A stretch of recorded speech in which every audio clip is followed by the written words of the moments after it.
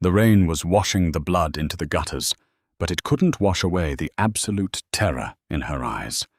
She was battered, discarded like trash on a desolate New York back road, waiting for the bitter cold to take her. But death didn't come that night. Instead, the most feared man in the city stepped out of a bulletproof SUV. He didn't see her weight, her perceived flaws, or her ruin. He saw something worth killing for. This is the story of how a ruthless Italian mafia boss found a broken woman in the rain and burned the world down to keep her safe. The torrential downpour battered the reinforced windows of the armored Cadillac Escalade, the rhythmic thudding mirroring the lingering adrenaline in Matteo Valenti's veins. It was past 2 in the morning on a deserted stretch of Route 25A, deep in the heavily wooded area of Long Island's North Shore. Matteo, the head of the Valenti crime syndicate, stared blankly at the glowing face of his Patek Philippe watch. He had just concluded a brutal negotiation with the Russian syndicate in Queens. Blood had been shed, territories had been carved, and Matteo was exhausted.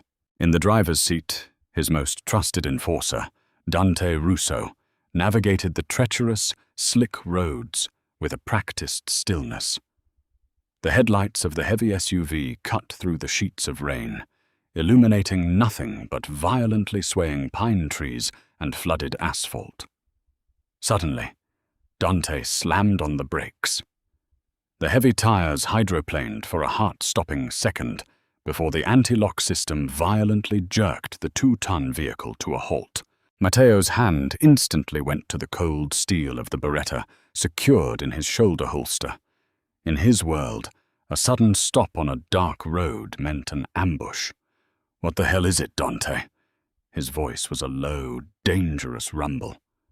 "Something in the road, boss," Dante replied, his eyes scanning the tree line, hand hovering over his own weapon. "Looked like a deer." "No. Wait."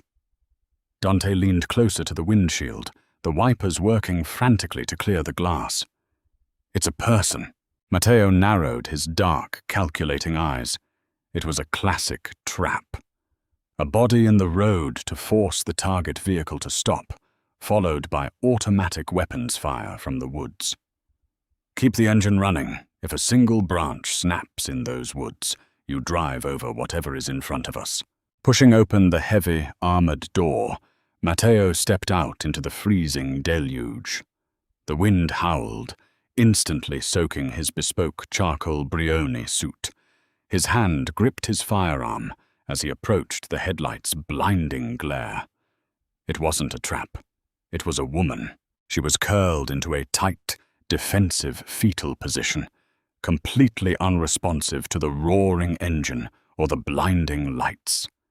As Matteo knelt beside her, the smell of copper and wet earth hit him.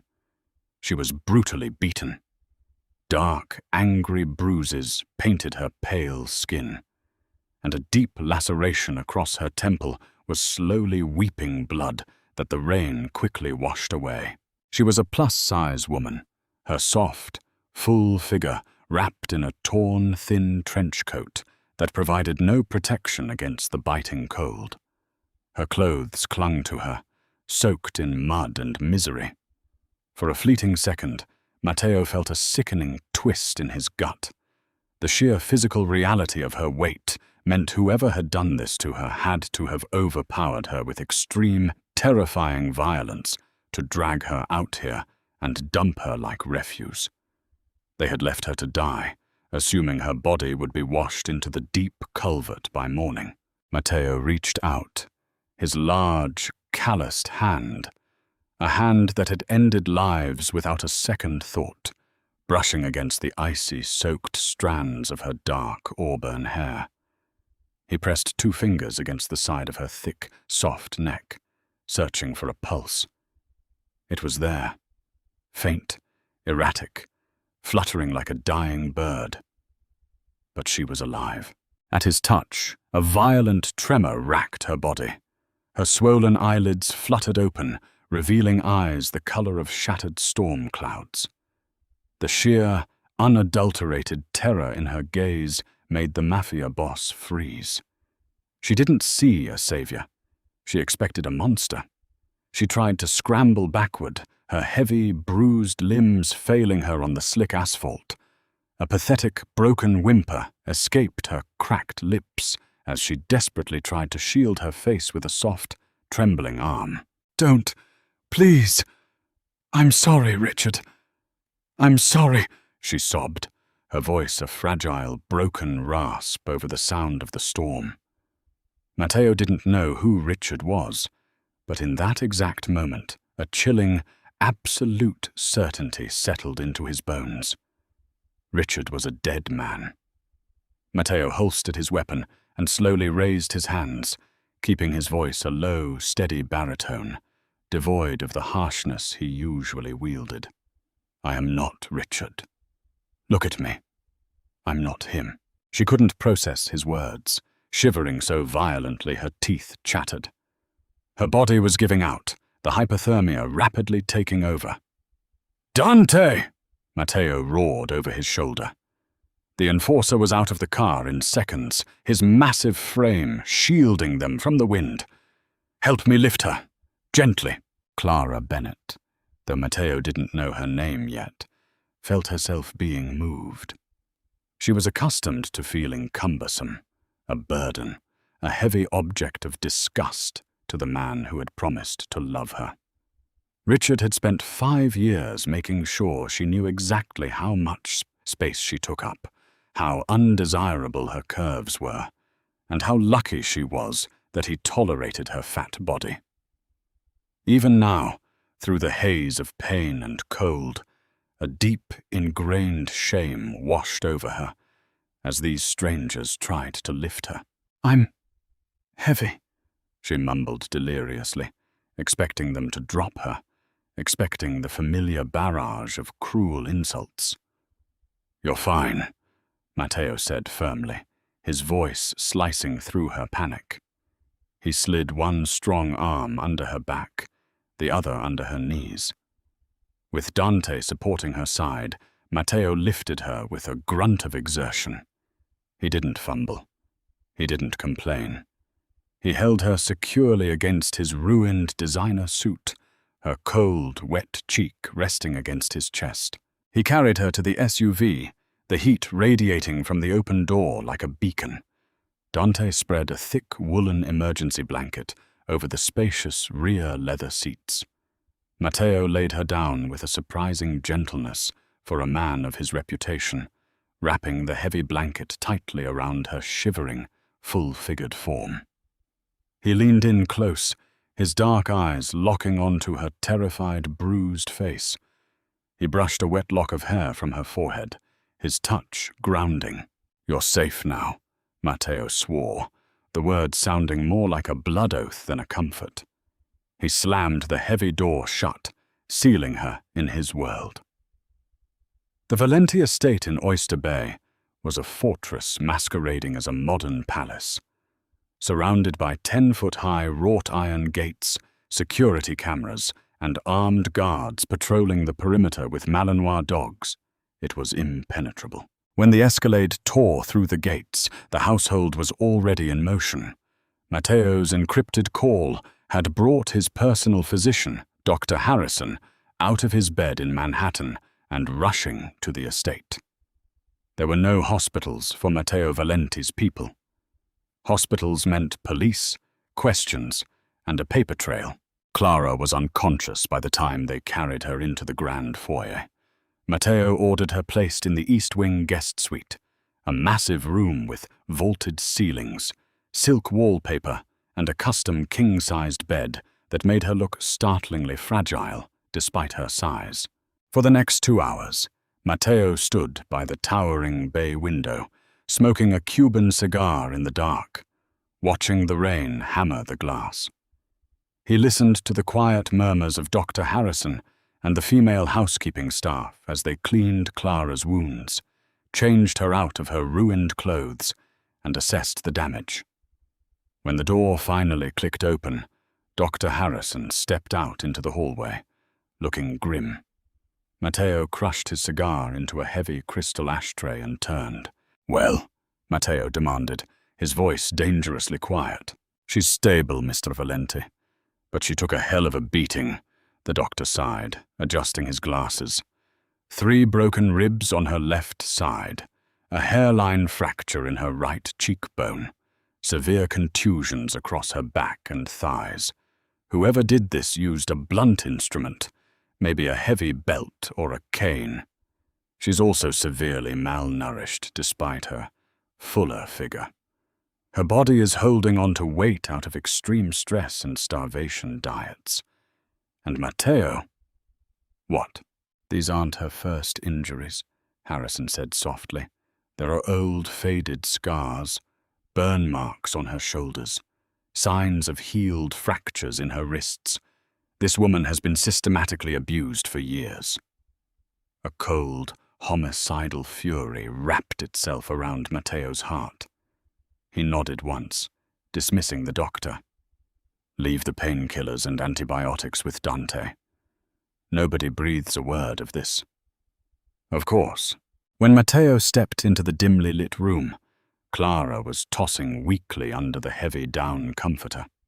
The silk nightgown the maids had dressed her in clung to the soft, bruised curves of her shoulders.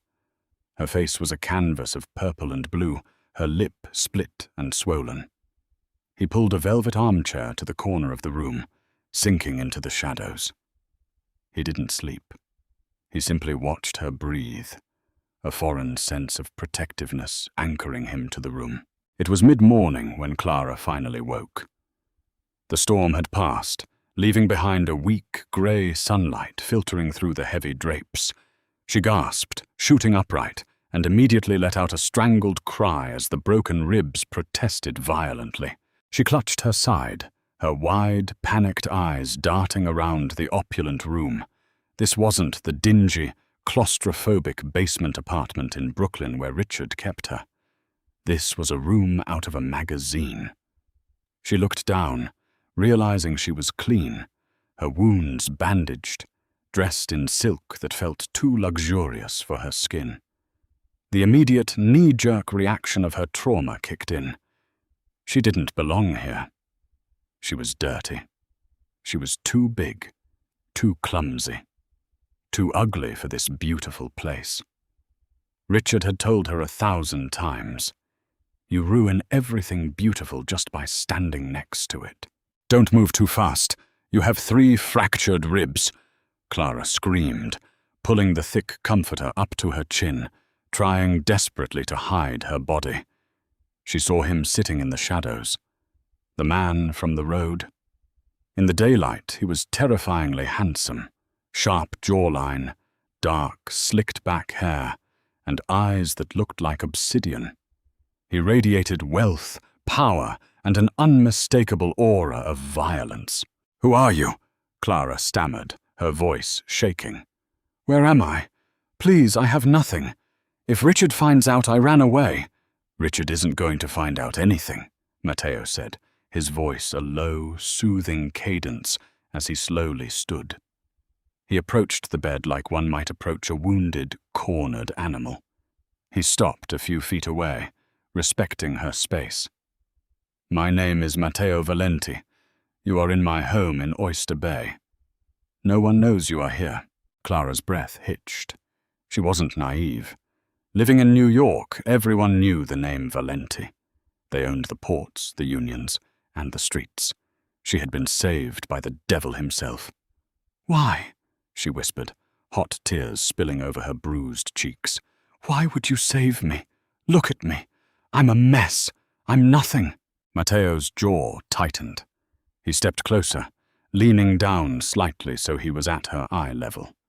He didn't look at her with pity, nor did he look at her with the revulsion she was so accustomed to. His dark eyes scanned her face, lingering on the softness of her features, the tragic beauty hidden beneath the violence. "I don't make a habit of letting things die on my watch," Matteo said softly, "and you are not nothing."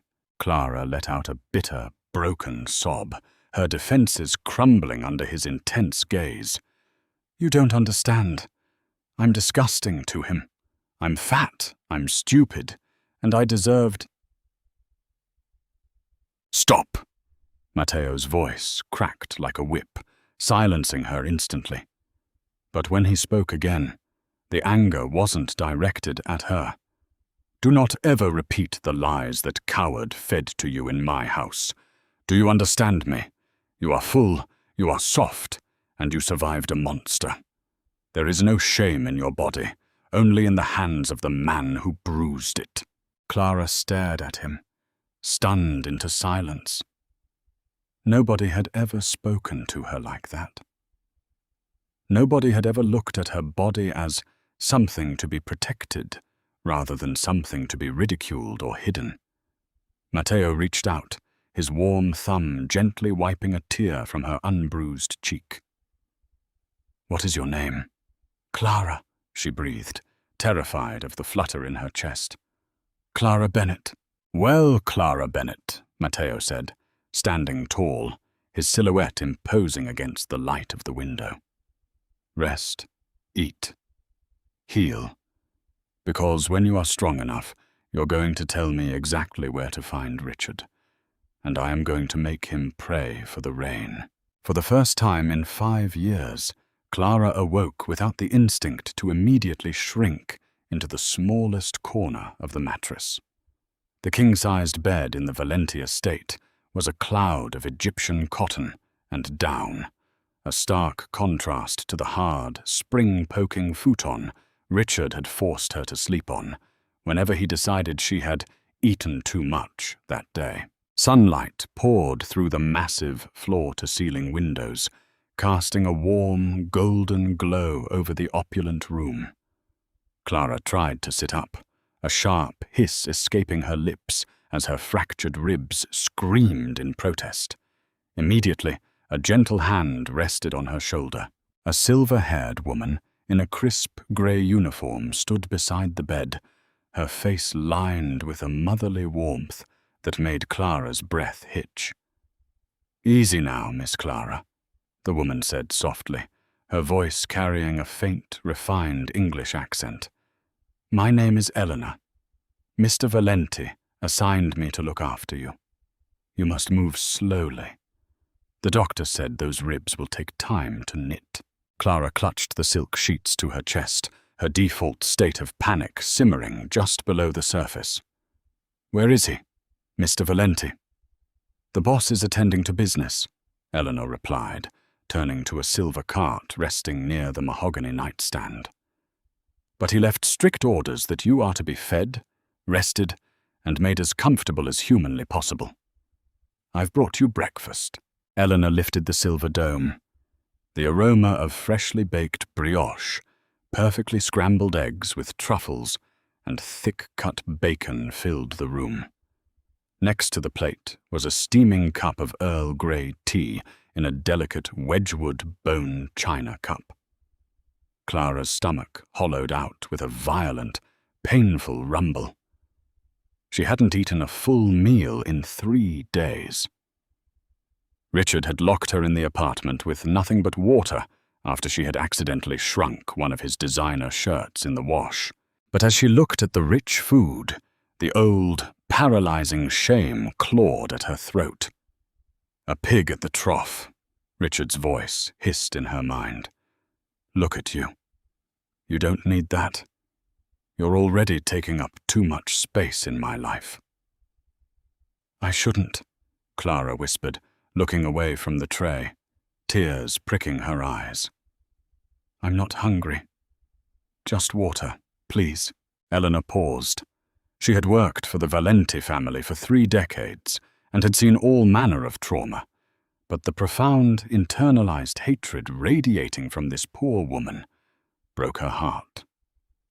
Before Eleanor could speak, the heavy oak door creaked open. Matteo stepped into the room. He had traded his ruined suit for a tailored black button-down shirt and dark slacks, the sleeves rolled up to reveal thick forearms corded with muscle and faint, faded tattoos. The moment he entered, the air in the room shifted, charged with a magnetic, dangerous gravity.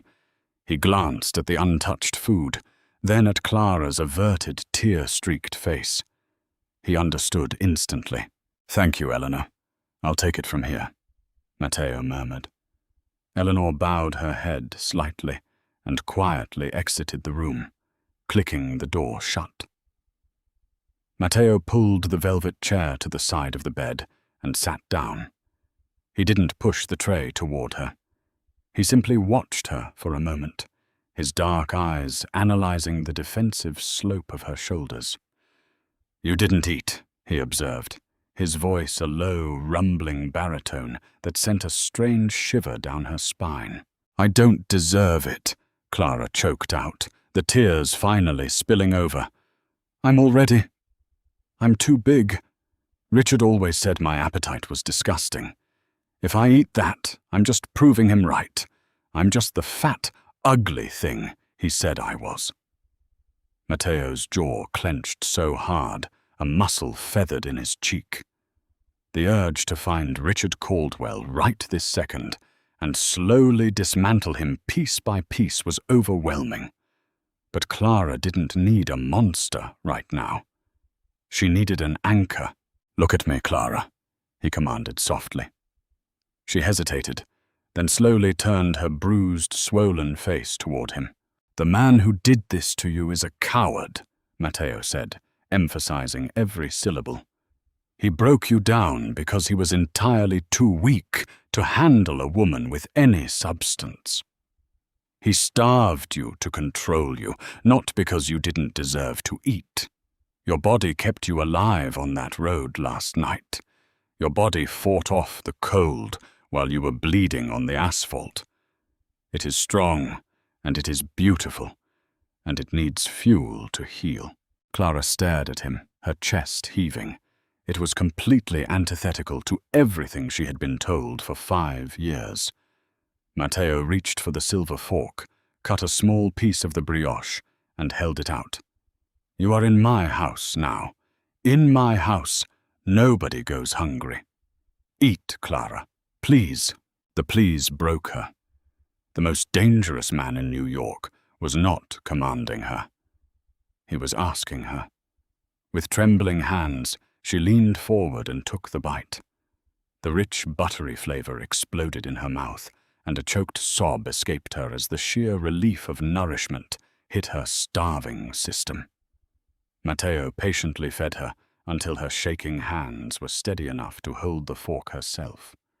He sat in silence, guarding her while she ate, his presence a heavy, impenetrable shield against her demons. When she finally pushed the half-empty plate away, exhausted but satiated, Matteo poured her a glass of San Pellegrino.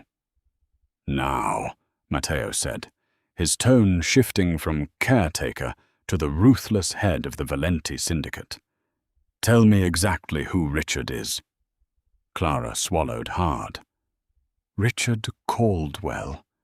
He works in finance, at a firm called Holden & Cross down in the financial district." Matteo's eyes narrowed into dangerous slits. Holden & Cross wasn't just a boutique investment firm. It was a known front. They laundered dirty money through high-end real estate and offshore shell companies. And their biggest client wasn't the Italians. It was the O'Shea Syndicate, the ruthless Irish mob that controlled the docks in Hell's Kitchen. "He told me I could never run," Clara whispered, misinterpreting Matteo's silence for hesitation. "He said he has friends, powerful friends. He said if I ever went to the police, they would make me disappear. That's why he dumped me in the woods. He knew no one would come looking for me."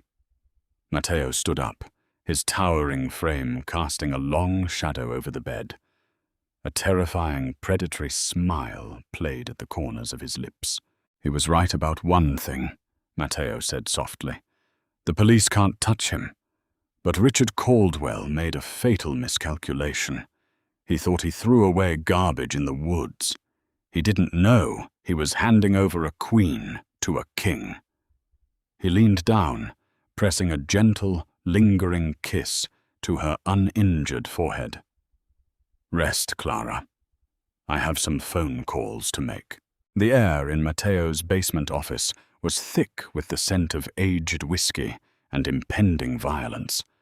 The room was soundproofed, the walls lined with rich mahogany, and shelves of leather-bound ledgers that detailed the vast, sprawling empire of the Valenti family. Dante Russo dropped a thick manila folder onto Matteo's heavy oak desk. The enforcer looked grim.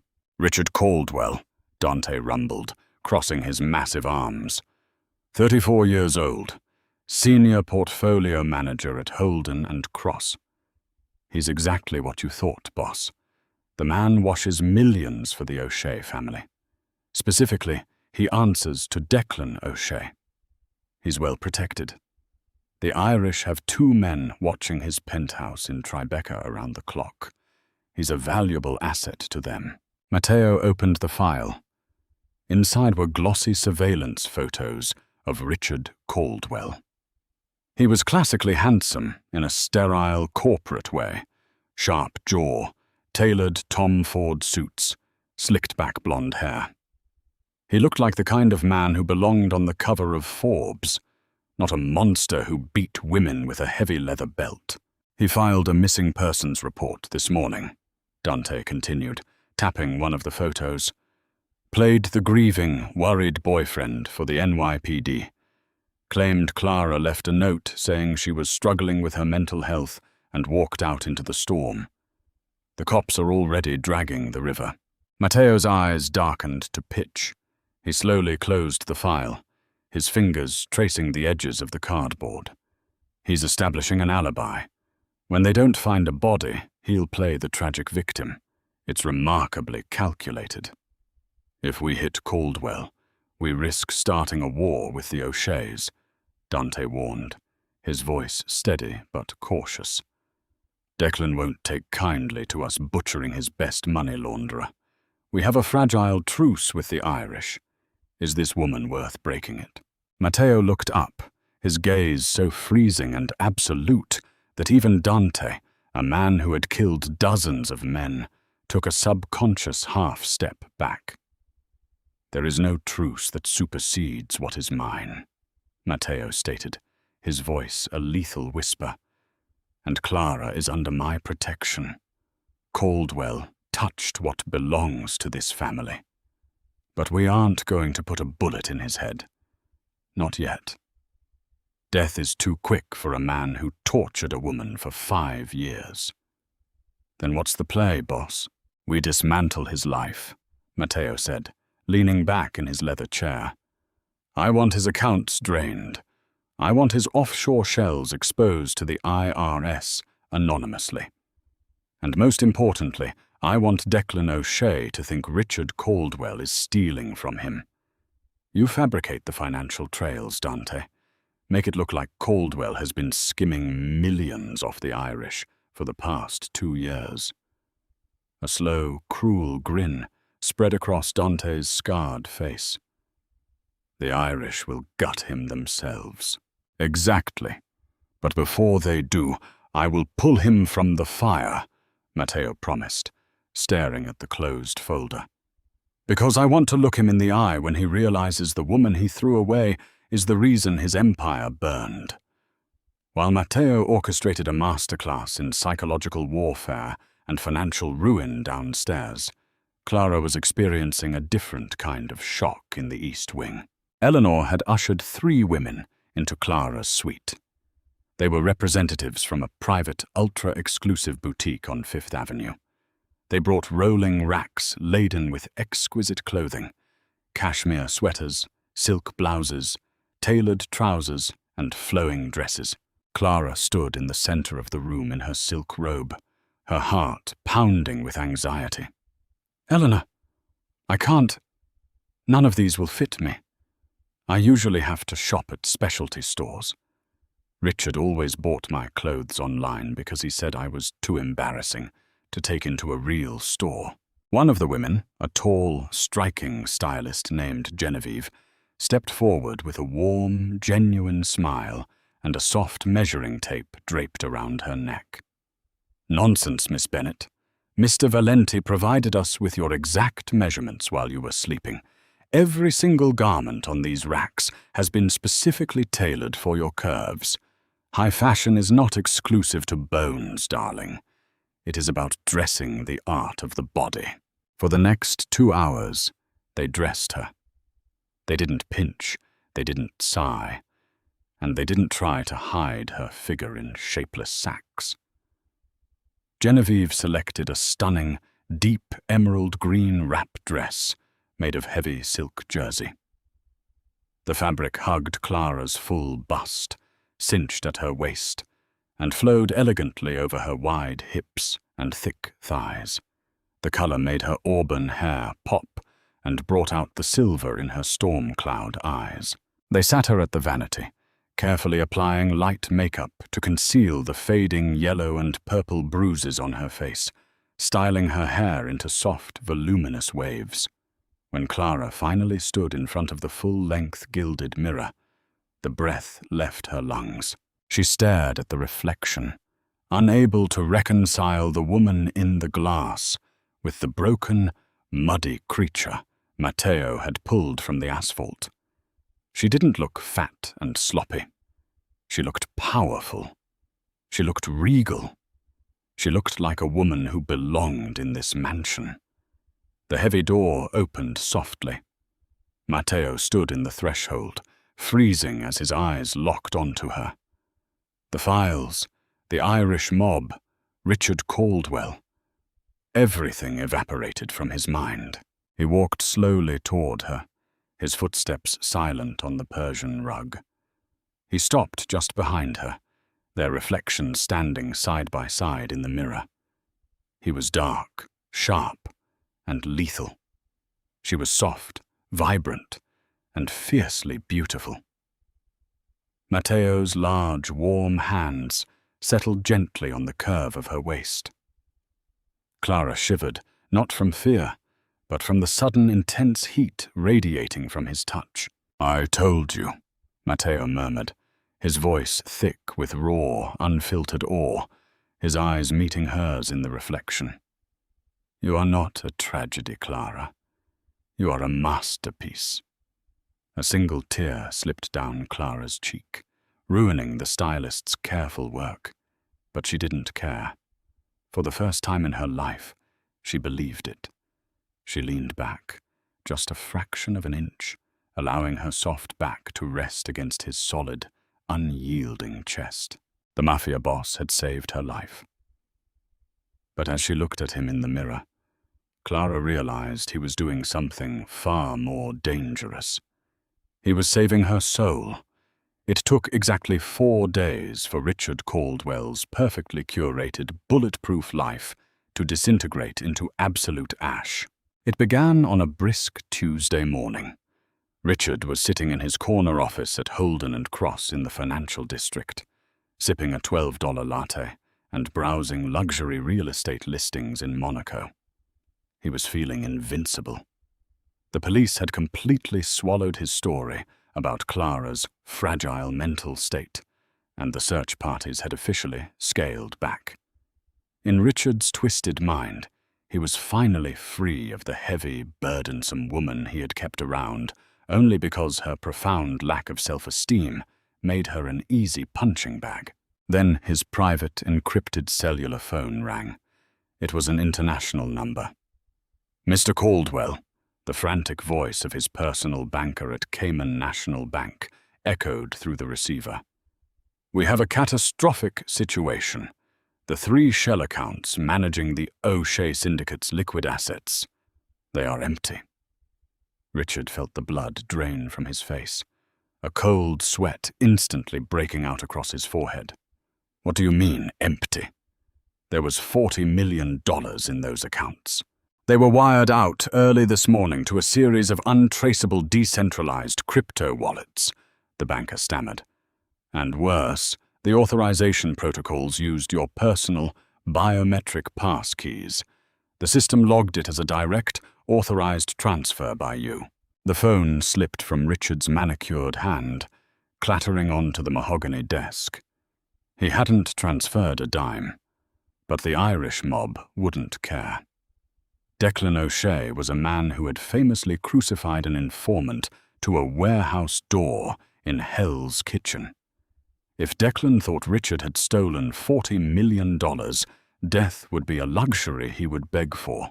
Blind panic seized him. Richard grabbed his passport from his hidden safe, stuffed a duffel bag with whatever loose cash he had, and bolted from the building. He needed to get to Teterboro Airport. He needed to charter a flight anywhere that didn't have an extradition treaty. While Richard's world collapsed into terror, Clara's world was slowly blossoming into something unrecognizable. 50 miles away, in the manicured, sprawling gardens of the Valenti estate, Clara was walking along a cobblestone path lined with blooming hydrangeas. Her rib fractures were healing, the agonizing pain reduced to a dull, manageable ache. The violent, ugly bruises on her face had faded to pale yellow shadows, easily hidden by the gentle sunlight. She wore a flowing, blush-pink cashmere wrap and tailored cream trousers that hugged her wide hips and thick thighs beautifully. For the first time in a decade, she felt the crisp autumn air on her face and didn't feel the overwhelming urge to apologize for taking up space. Matteo stepped out onto the terrace, his dark eyes instantly locking onto her. He walked down the stone steps, his presence commanding the very air around him. When he reached her, he didn't say a word.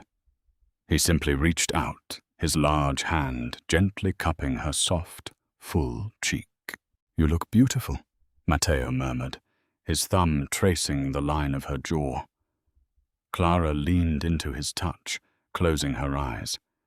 "I feel different, like I'm waking up from a very long, very dark nightmare."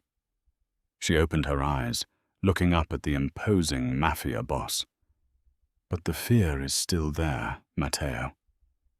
When I close my eyes, I still hear his voice. I still hear him telling me how repulsive my body is." Matteo's jaw hardened, his eyes darkening with that terrifying, protective fury she was learning to understand.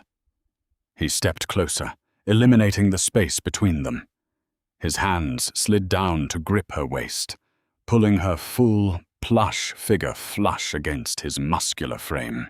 "Your body is a sanctuary, Clara," Matteo said, his voice a fierce, unrelenting vow. "Every curve, every inch of softness. It is not something to be tolerated. It is something to be worshipped." Richard Caldwell was a blind man, staring at the sun, angry that it burned his eyes. "He is nothing." Before Clara could process the overwhelming wave of validation, Dante Russo emerged from the mansion, his massive frame casting a long shadow over the lawn. "Boss!" Dante called out, his tone strictly business. "The rabbit ran, just like you predicted." Matteo didn't take his eyes off Clara. "Where?" "Teterboro. He's trying to board a chartered Gulf Stream to Costa Rica. Our men have the airstrip locked down." A terrifying, chilling smile touched the corners of Matteo's lips. It was the smile of an apex predator watching the trap snap shut. He finally looked away from Clara, nodding to his enforcer. "Bring him to Hunts Point. Do not leave a mark on his face. I want him fully conscious." Clara's breath hitched, a sudden icy knot forming in her stomach. "You found him." "I promised you I would," Matteo said, his attention turning back to her. His voice softened, but the lethal edge remained. "He is no longer a threat to you, Clara. His life is over. I am going to the city to finish this. Stay here with Eleanor." Clara looked down at her hands. For 5 years, she had cowered. She had shrunk herself down, starved herself, and taken the brutal beatings because she believed she deserved them. But standing here, surrounded by the untouchable wealth and power of the Valenti family, enveloped in a dress that celebrated her size instead of hiding it. A spark of pure, unadulterated defiance ignited in her chest. "No," Clara said, her voice shaking slightly, but her gaze resolute when she looked up at Matteo. "I want to come with you." Matteo frowned, his protective instincts violently rejecting the idea. "Clara, no. The man is a cornered rat. You don't need to see him like that. You don't need to be in that environment." "Yes, I do," Clara insisted, stepping closer, placing her soft hand flat against his chest, right over his heart. "He took 5 years of my life. He made me hate the space I occupy. If I stay here and hide while you handle him, he still has power over me. I need him to look at me and know that he failed." Matteo stared down at her, seeing the fierce, unbreakable steel beneath her soft exterior. He realized then that she didn't just need saving. She needed closure. She needed to reclaim her sovereignty. He covered her hand with his, intertwining their fingers. "If he even breathes in your direction, I will end him before the Irish get the chance. You stand behind me." "I stand beside you," Clara corrected softly. Matteo let out a low, rough breath, completely captivated by her. "Beside me," he agreed. The abandoned meatpacking facility in Hunts Point, Bronx, smelled of rust, old saltwater, and impending doom. The massive, cavernous room was dimly lit by a single industrial halogen lamp dangling from the high steel rafters. In the center of the concrete floor, Richard Caldwell was strapped tightly to a heavy metal chair with industrial zip ties. His bespoke Tom Ford suit was ruined, soaked in sweat and grime from when Dante's men had dragged him kicking and screaming off the tarmac at Teterboro. Richard was hyperventilating, his eyes darting frantically into the impenetrable shadows surrounding the pool of light. He knew what happened in places like this. He expected Declan O'Shea to step out of the darkness with a blowtorch. "I didn't take the money," Richard screamed into the void, his voice cracking with absolute terror. "Declan, I swear to God it was a setup. Someone hacked the biometric logs. Please, you have to look at the offshore routing numbers." Footsteps echoed against the concrete. Slow, deliberate, heavy footsteps. But it wasn't the rugged, heavily accented Irish mob boss who stepped into the halogen light. It was a man in a flawlessly tailored charcoal suit, his dark hair slicked back, his obsidian eyes completely devoid of mercy. Richard stopped screaming, his brain misfiring. He recognized the man. Everyone on Wall Street knew the face of the Valenti syndicate. "Valenti," Richard choked out, profound confusion temporarily overriding his terror. "Matteo Valenti? What is this? I don't work for your family. If Declan finds out you have me—" "Declan knows exactly where you are," Matteo said, his voice a smooth, deadly purr. "In fact, his enforcer, Liam, is waiting outside this very building. Declan thinks you stole $40 million from his pension fund. He is very eager to speak with you." Richard violently yanked at his restraints, the zip ties biting deep into his wrists. "Then why are you here? Why intercept me? I didn't steal from the Italians. I've never crossed your family." "You crossed my family the moment you laid hands on what belongs to me," Matteo replied. He turned his head slightly toward the shadows behind him. "Come." The rhythmic click of low heels echoed through the warehouse. Out of the darkness, escorted by the towering, terrifying figure of Dante Russo, stepped a woman. Richard's mouth dropped open, all the color draining from his face as if he had seen a ghost. Clara stepped fully into the light. She was wearing a heavy, luxurious Max Mara camel coat, draped elegantly over a deep emerald green dress. Her auburn hair was styled in cascading waves, framing a face that was radiant, beautiful and utterly devoid of fear. She did not look like the broken, muddy, bleeding woman he had kicked out of his car and left to die in the freezing rain. She looked like absolute royalty. She looked untouchable. "Clara," Richard whispered, his mind violently rejecting reality. "But the police, the river. You're dead. You're supposed to be dead." Clara stopped 2 feet away from him, Matteo immediately moving to stand shoulder to shoulder with her. He didn't shield her. He framed her. "I didn't die, Richard," Clara said, her voice remarkably steady, echoing clearly in the vast space. "Someone actually stopped for me." Richard looked wildly between the breathtakingly beautiful, plus-size woman he had tortured for years and the most feared Mafia boss on the eastern seaboard. The realization hit him like a freight train. The missing 40 million. The frozen offshore accounts. The biometric hack. It wasn't a rival cartel. It wasn't the FBI. It was a vendetta. Desperation clawed at Richard's throat. He resorted to his oldest, most reliable weapon: manipulation.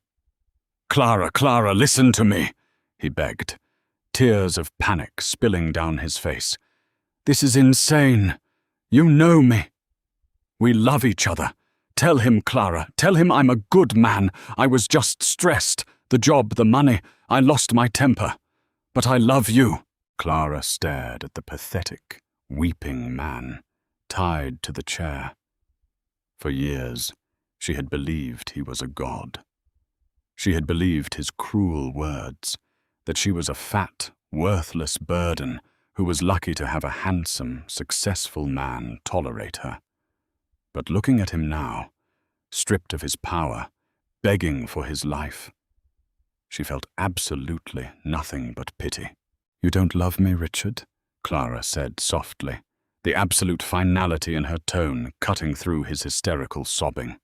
"You loved having something to break. You loved feeling big by making me feel small. You told me my body was a punishment. You told me my weight made me unlovable." She reached out, gently intertwining her fingers with Matteo's. The Mafia boss immediately tightened his grip, a silent, lethal vow of protection. "But you were wrong," Clara continued, her chin lifting, a profound sense of peace washing over her. "I am not heavy to him. I am everything." Richard stared at her, his lips trembling, unable to formulate a lie to counter the absolute truth in her eyes. He had tried to bury her, but she had grown into a queen. "Please," Richard whimpered, his gaze shifting to Matteo, pure, undiluted terror in his eyes. "Please don't give me to the Irish. Valenti, please, I'll do anything. I'll launder your money for free. Just don't let Declan take me. He'll skin me alive." Matteo looked down at the miserable creature, his expression entirely hollow. "Dante," Matteo said, turning away from Richard. "Open the loading bay doors. Let the Irish in." "No! No, wait!" "Clara, please!" Richard screamed, thrashing violently as the heavy motorized steel doors at the far end of the warehouse began to slowly grind upward, revealing the dark, rainy night and the silhouettes of 3 heavily armed men stepping out of a black Lincoln town car. Clara didn't flinch. She didn't look back. Matteo wrapped a warm, protective arm around her waist, turning her toward the side exit. He guided her away from the screaming, away from the impending violence, and out into the crisp, cool night air where their armored SUV was waiting. As they stepped into the back seat, sealing themselves in the quiet, warm luxury of the vehicle, the agonizing, muffled screams of Richard Caldwell echoed briefly into the night before being drowned out by the roar of the engine. Clara rested her head against Matteo's shoulder, her hand resting over his heart. The ghost of her past was finally dead, and for the first time in her life, the future looked beautifully, wonderfully clear. 6 months later, the sprawling Valenti estate in Oyster Bay was completely blanketed in a thick, pristine layer of winter snow. The frozen landscape outside the towering windows stood in stark contrast to the absolute warmth and security radiating within the mansion's walls. The violent, stormy night that had brought Clara Bennett into this hidden empire felt like a lifetime ago, a dark, fading nightmare entirely eclipsed by her new reality.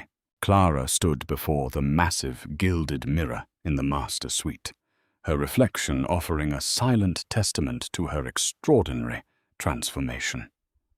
The brutal, agonizing bruises that had once painted her skin were entirely gone, leaving behind only the soft porcelain complexion she had been born with. She had gained weight over the last 6 months, a healthy, glorious consequence of Eleanor's masterful cooking and, more importantly, a life utterly devoid of the paralyzing shame that had previously starved her.